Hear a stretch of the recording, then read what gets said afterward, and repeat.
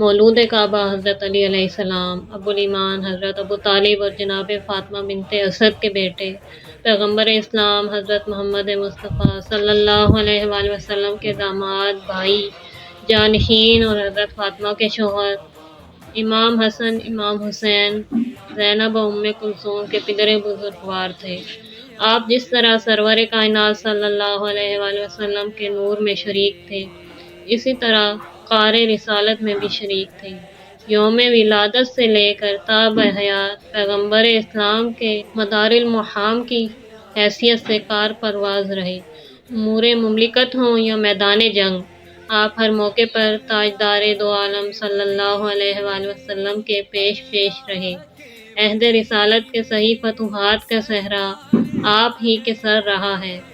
اسلام کی پہلی منزل دعوت ذوالعشیرہ سے لے کر تا بار ارتحال رسول آپ نے وہ کارہائے نمایاں کیے جو کسی صورت سے بھلائے نہیں جا سکتے، اور کیوں نہ ہو جبکہ آپ کا گوشت پوست رسول کا گوشت پوست تھا، اور علی علیہ السلام پیدا ہی کیے گئے تھے اسلام اور پیغمبر اسلام کے لیے۔ آپ کی نوری تخلیق خلقت سرور کائنات کے ساتھ ساتھ پیدائش عالم و آدم سے بہت پہلے ہو چکی تھی، لیکن انسانی شکل و صورت میں آپ کی ولادت 13 رجب 30 عام الفیل یوم جمعہ بمقام خانہ کعبہ ہوئی۔ آپ کی ماں فاطمہ بنت اسد اور باپ ابو طالب تھے۔ آپ دونوں طرف سے ہاشمی تھے۔ مورخین عالم نے آپ کے خانہ کعبہ میں پیدا ہونے کے متعلق کبھی کوئی اختلاف ظاہر نہ کیا، بلکہ بالاتفاق کہتے ہیں کہ آپ سے پہلے کوئی نہ خانہ کعبہ میں پیدا ہوا ہے نہ ہوگا۔ اس کے بارے میں علماء نے تواتر کا دعویٰ بھی کیا ہے۔ تواریخ اسلام میں واقعہ ولادت یوں بیان کیا گیا ہے کہ حضرت فاطمہ بنت اسد کو جب درد ذبح کی تکلیف محسوس ہوئی تو آپ بمشورہ رسول کریم صلی اللہ علیہ وآلہ وسلم خانہ کعبہ کے قریب گئی اور اس کا طواف کرنے کے بعد دیوار سے ٹیک لگا کر کھڑی ہو گئی اور بارگاہ خدا کی طرف متوجہ ہو کر عرض کرنے لگی: خدایا، میں مومنہ ہوں، تجھے ابراہیم بانی خانہ کعبہ اور اس مولود کا واسطہ جو میرے پیٹ میں ہے، میری مشکل دور کر دے۔ ابھی دعا کے جملے ختم نہ ہونے پائے تھے کہ دیوار کعبہ شق ہو گئی اور فاطمہ بنت اسد داخل کعبہ ہو گئی اور دیوار جوں کی توں ہو گئی۔ ولادت کعبہ کے اندر ہوئی۔ علی پیدا تو ہوئے لیکن انہوں نے آنکھ نہیں کھولی۔ ماں سمجھی کہ شاید بچہ بے نور ہے، مگر جب تیسرے دن سرور کائنات تشریف لائے اور اپنی آغوش مبارک میں لیا تو حضرت علی علیہ السلام نے آنکھیں کھول دی اور جمال رسالت پر پہلی نظر ڈالی، سلام کر کے تلاوت صحف آسمانی شروع کر دی۔ بھائی نے گلے لگایا اور یہ کہہ کر: اے علی، جب تم ہمارے ہو تو میں بھی تمہارا ہوں، فوراً منہ میں زبان دے دی۔ زبان رسالت سے دہن امامت میں 12 چشمے جاری ہو گئے اور علی اچھی طرح سیراب ہو گئے۔ اسی لیے اس دن کو یوم الترویہ کہتے ہیں، کیونکہ ترویہ کے معنی سیرابی کے ہیں۔ الغرض حضرت علی خانہ کعبہ سے چوتھے روز باہر لائے گئے اور اس کے در پر علی کے نام کا بورڈ نصب کر دیا گیا جو ہشام ابن عبد الملک کے زمانے تک لگا رہا۔ آپ پاک و پاکیزہ، طیب و طاہر پیدا ہوئے۔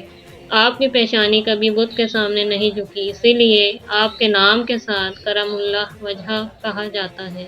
مورخین کا بیان ہے کہ آپ کا نام جناب ابو طالب نے اپنے جد اعلیٰ جامع قبائل عرب قصا کے نام پر زید اور ماں فاطمہ بنت اسد نے اپنے باپ کے نام پر اسد اور سرور کائنات صلی اللہ علیہ وآلہ وسلم نے خدا کے نام پر علی رکھا۔ نام رکھنے کے بعد ابو طالب اور بنت اسد نے کہا: حضور، ہم نے ہاتف غیبی سے یہی نام سنا تھا۔ آپ کا ایک مشہور نام حیدر بھی ہے جو آپ کی ماں کا رکھا ہوا ہے، جس کی تصدیق اس رج سے ہوتی ہے جب آپ نے مرحب کے مقابلے میں پڑھا تھا، جس کا پہلا مصرع یہ ہے: میری ماں نے میرا نام حیدر رکھا ہے۔ اس نام کے متعلق روایتوں میں ہے کہ جب آپ جھولے میں تھے، ایک دن ماں کہیں گئی ہوئی تھی، جھولے پر ایک سانپ جا چڑھا۔ آپ نے ہاتھ بڑھا کر اس کے منہ کو پکڑ لیا اور کلہ کو چیر پھینکا۔ ماں نے واپس ہو کر یہ ماجرا دیکھا تو سرختہ کہہ اٹھی: یہ میرا بچہ حیدر ہے۔ آپ کی کنیت و القاب بے شمار ہیں۔ کنیت میں ابو الحسن اور ابو تراب، اور القابات میں امیر المومنین، المرتضیٰ، اسد اللہ، ید اللہ، نفس اللہ، حیدر کرار، نفس رسول اور ساقی کوثر زیادہ مشہور ہیں۔ آپ کی پرورش رسول کریم صلی اللہ علیہ وآلہ وسلم نے کی۔ پیدا ہوتے ہی گود میں لیا، منہ میں زبان دی اور دودھ کے بجائے لعاب دہن رسول سے سیراب ہو کر لحم کا لحمی کے حقدار بنے۔ اسی دوران میں جبکہ آپ سرور کائنات کے زیر سایہ عارضی طور پر پرورش پا رہے تھے، مکہ میں شدید قحط پڑا۔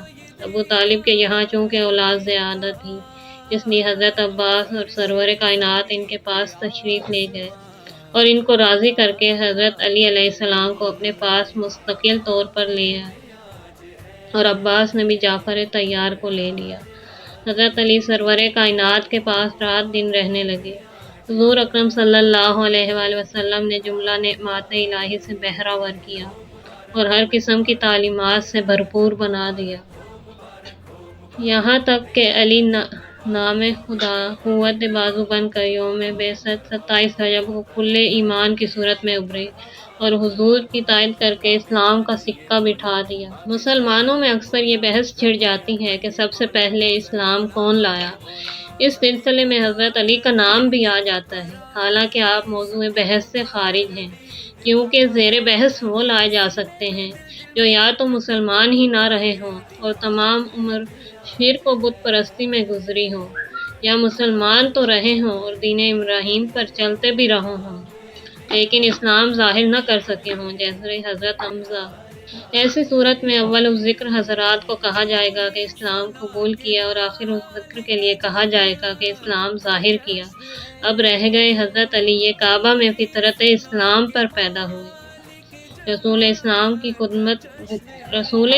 کی گود میں آنکھ کھولی، لعاب دہن رسول سے پرورش پائی، آغوش رسالت میں پلے بڑھے، 10 سال کی عمر میں بوجہ ضرورت اعلان ایمان کیا، رسول کے داماد قرار پائے، میدان جنگ میں کامیابیاں حاصل کر کے کل ایمان بنے، پھر امیر المومنین کے خطاب سے سرفراز ہوئے۔ فاضل معاصر تاریخ ائمہ میں لکھتے ہیں کہ علماء محققین نے تبصرہ لکھا ہے کہ حضرت علی تو کبھی کافر رہے ہی نہیں، کیونکہ آپ شروع سے حضرت رسول خدا کی کفالت میں اسی طرح رہے جس طرح خود حضرت کی اولاد رہتی تھی اور کل امور میں حضرت کی پیروی کرتے تھے۔ اس سبب سے اس کی ضرورت ہی نہیں ہوئی کہ آپ کو اسلام کی طرف بلایا جاتا اور جس کے بعد کہا جاتا کہ آپ مسلمان ہو جائیں۔ مسعودی کہتا ہے آپ بچپن ہی سے رسول کے تابع تھے، خدا نے آپ کو معصوم بنایا اور سیدھی راہ پر قائم رکھا، آپ کے لیے اسلام لانے کا سوال ہی پیدا نہیں ہوتا۔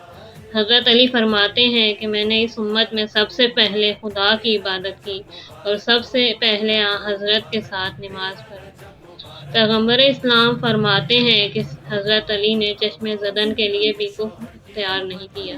آپ کی شادی 2 ہجری میں حضور اکرم صلی اللہ علیہ وآلہ وسلم کی دختر نیک اختر حضرت فاطمہ الزہرا سے ہوئی۔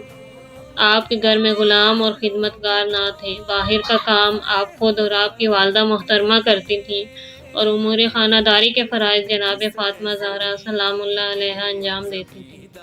ہو سکتا ہے کہ یہ رشتہ عام رشتوں کی حیثیت سے دیکھا جائے، لیکن در حقیقت اس میں ایک اہم قدرتی راز مضمر ہے اور اس کا انکشاف اس طرح ہو سکتا ہے کہ اس پر غور کیا جائے کہ رسول اکرم صلی اللہ علیہ وآلہ وسلم کا ارشاد ہے کہ علی کے علاوہ فاطمہ کا ساری دنیا میں رہتی دنیا تک کفر نہیں ہو سکتا۔ پھر فرماتے ہیں کہ مجھے خدا نے حکم دیا ہے کہ میں فاطمہ کی شادی علی سے کروں، اور اسی سلسلے میں ارشاد فرماتے ہیں کہ ہر نبی کی نسل اس کے صلب میں ہوتی ہے، لیکن میری نسل صلب علی میں قرار دی گئی ہے۔ ان تمام اقوال کو ملانے کے بعد یہ نتیجہ برآمد ہوتا ہے کہ علی اور فاطمہ کا رشتہ نسل نبوت کی بقا اور دوام کے لیے قائم کیا گیا ہے۔ یہی وجہ ہے کہ وہ لوگ پیغام رشتہ دے کر کامیاب نہیں ہو سکے جن کی بنیاد نجاست کفر پر استوار ہوئی اور جن کی انتہا گندگی نفاق پر ہوئی۔